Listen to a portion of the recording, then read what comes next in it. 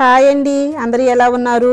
ఈరోజు మనం జొన్న రొట్టెల్లోకి ఇంకా చపాతీలోకి అండ్ రైస్లోకి చాలా టేస్టీగా ఎగ్ కర్రీ ఎలా ప్రిపేర్ చేసుకోవాలో చూసేద్దామండి. ఇది చాలా ఈజీగా ప్రిపేర్ చేసుకోవచ్చు. అది ఎలాగో ఇప్పుడు నేను మీకు చూపిస్తాను. ఈ కర్రీ కోసం నేనైతే ఒక 5 ఎగ్స్ తీసుకొని ఉడకబెట్టి ఇలా నీట్గా ఒలుచుకొని తీసుకున్నానండి. ఇలా తీసుకున్న ఈ ఎగ్స్ని మనం ఈ విధంగా చిన్న చిన్న పీసులుగా కట్ చేసుకోవాలి. మరి చిన్నవి కాకుండా ఇలా మీడియం సైజు ముక్కలుగా కట్ చేసుకోవాలండి. అన్ని ఎగ్స్ని కూడా ఇదే విధంగా కట్ చేసుకోవాలి. ఇప్పుడు ముందుగా స్టవ్ వెలిగించుకొని కడాయి పెట్టుకోవాలండి. కడాయి హీట్ ఎక్కిన తర్వాత ఇందులో ఒక 4 టేబుల్ స్పూన్ల దాకా ఆయిల్ వేసుకోవాలి. ఆయిల్ హీట్ ఎక్కిన తర్వాత ఇందులో 1/2 టీ స్పూన్ ఆవాలు, 1/2 టీ స్పూన్ జీలకర్ర వేసుకొని ఫ్రై చేసుకోవాలండి.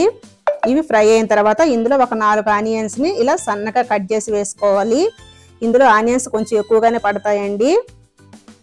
ఇలా ఆనియన్స్ని లైట్గా ఫ్రై చేసుకోవాలండి. ఇలా చేసుకున్న తర్వాత ఇప్పుడు ఇందులోకి ఒక 4 పచ్చిమిర్చి సన్నగా కట్ చేసి వేసుకోవాలి. తర్వాత 2 రెమ్మల కరివేపాకు వేసుకోవాలండి. ఇవన్నీ వేసుకున్న తర్వాత ఇందులో 1 టేబుల్ స్పూన్ సాల్ట్ వేసుకొని ఈ మొత్తాన్ని ఒకసారి కలిపేసి దీనిపైన మూతబెట్టి ఒక 2 నిమిషాల పాటు మగ్గించుకున్నామంటే మనకు ఆనియన్స్ అనేది చాలా త్వరగా మగ్గిపోతాయండి. ఇప్పుడు చూద్దాం. చూసారు కదా మనకు ఆనియన్స్ అనేది ఎలా మగ్గినాయో. ఇప్పుడు ఇందులోకి ఒక 2 టమోటాలని సన్నగా కట్ చేసి వేసుకోవాలి. ఇలా వేసుకున్న తర్వాత ఈ మొత్తాన్ని ఒకసారి కలిపేసి ఈ టమోటాలు కూడా ఆయిల్లో ఒక 2 నిమిషాల పాటు మూత పెట్టి మగ్గించుకుందామండి. 2 నిమిషాల తర్వాత ఇప్పుడు చూద్దాం. చూసారు కదా మనకు టమోటా కూడా ఎంత మెత్తగా మగ్గిపోయిందో. ఇప్పుడు ఇందులోకి 1 టేబుల్ స్పూన్ వరకు వెల్లుల్లి పేస్ట్ వేసుకోవాలండి. తర్వాత 1½ టేబుల్ స్పూన్ ధనియా పౌడర్ వేసుకోవాలి.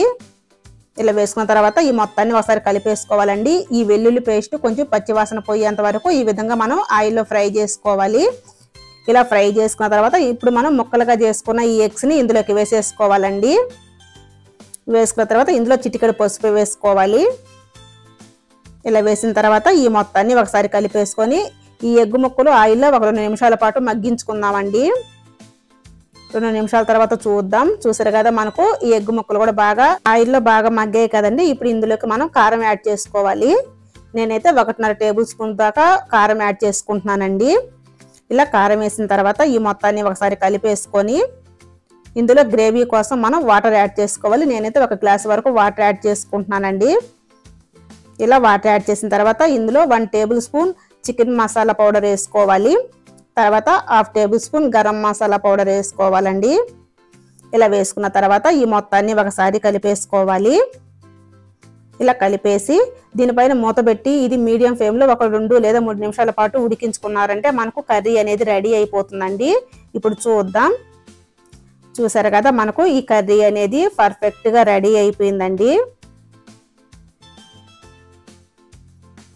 ఇలా రెడీ అయిపోయిన తర్వాత ఇప్పుడు మనం ఇందులోకి సన్నగా తరిగి పెట్టుకున్న కొత్తిమీరని వేసేసుకుందాం. ఇలా వేసుకున్న తర్వాత ఇప్పుడు ఈ మొత్తాన్ని ఒకసారి కలిపేసుకొని స్టవ్ ఆపేసుకుందామండి. చూసారు కదండి కర్రీ కొంచెం చల్లారిన తర్వాత మనకైతే కొంచెం థిక్గా రెడీ అయింది. దీని టేస్ట్ అయితే చాలా అంటే చాలా బాగుంటుందండి. అంతేనండి, ఎంతో టేస్టీగా ఉండే ఎగ్ కర్రీ అనేది రెడీ అయిపోయింది. చూస్తుంటేనే చాలా టెంప్టింగ్గా ఉంది కదా. ఇంకెందుకండి లేటు, మీరు కూడా ఒకసారి తప్పకుండా ట్రై చేయండి. ఈ కర్రీ వేడి రైస్లోకి ఇంకా జొన్న రొట్టెల్లోకి అండ్ చపాతీలోకి చాలా అంటే చాలా బాగుంటుందండి. మీరు కూడా ఒకసారి తప్పకుండా ట్రై చేసి చూడండి. ట్రై చేసి ఎలా వచ్చింది ఏంటి అనేది కూడా కామెంట్ చేయండి. ఇంకా ఈ వీడియో మీకు నచ్చితే ఒక చిన్న లైక్ చేయండి. అలానే మన ఛానల్ కూడా ఒకసారి తప్పకుండా సబ్స్క్రైబ్ చేసుకొని చూడండి. థ్యాంక్ యూ ఫర్ వాచింగ్ అండి. Bye bye.